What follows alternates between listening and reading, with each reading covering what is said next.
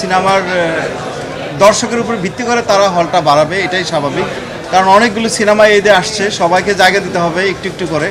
এখান থেকে যে সিনেমাটা দৌড়ে টিকে থাকবে সেই সিনেমাটাই থাকবে এবং তার জন্য হল আস্তে আস্তে বেড়ে উঠবে, এটাই স্বাভাবিক। এবং এইভাবে তাদের সিদ্ধান্ত তারা নিবে যে কোন সিনেমা, আমার সিনেমা যদি ভালো হয়, আমার ডিরেক্টরের সিনেমা যদি ভালো হয়, তখন তারা এটা আরও হল দিবে, এটাই আর কি আশা করতেছি। এখন ওরা নাই, এখন এক একজনের সমস্যা থাকতেই পারে। সেই সমস্যাটা তো আসলে কয়েকবার ওনারা বলছে ওনারা সমস্যা আছে, আমরাও কয়েকবার রিকোয়েস্ট করছি আসেন। কারণ সাংবাদিক বা বিভিন্ন দর্শকও অনেক সময় প্রশ্ন করে যে আপনার প্রচারণা কেন নাই ওরা।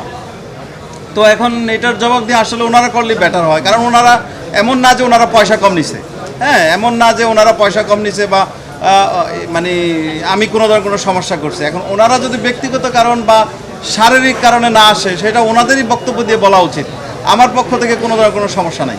তসনসের বিষয়টা তো আমি জানি না, ওই টিমের সাথে কারোর সাথে আমার কোনো যোগাযোগ নাই। আমি শুধু আমার টিমের বিষয়টাই বলতে পারবো। নর্মালি তো দায়বদ্ধতা থাকে, আর এখানে যে শুধু আমি শুধু আদর বা বুবলির কথা বলবো তা না, এখানে আরও বড় বড় অনেক আর্টিস্ট আছে, যেমন আলিরাজ, তারপর ফজলুর রহমান বাবু ভাই, পাবেল ভাই, সমু চৌধুরী, মোমেনা, আরও কয়েকজন আছে। এর মধ্যে আমাদের এই যে নাফিস ভাই আসছে এবং আমাদের শরীফ সিরাজ ভাই আসছে, অনেক অনেক ধন্যবাদ এদেরকে। এখন এই যে দায়িত্ব নিয়ে ওনারা আসছে নিজেদের পক্ষ থেকে এবং ওনারা কন্ট্যাক্ট করে আসছে, তো এতে আমি নিজের খুব গর্বিত মনে করি। কিন্তু অন্য আর্টিস্টরা যদি না আসে, সেটা তো আমার করার কিছু নাই। এবং এই তো, এর চেয়ে বেশি আর কিছু বলা ঠিক না।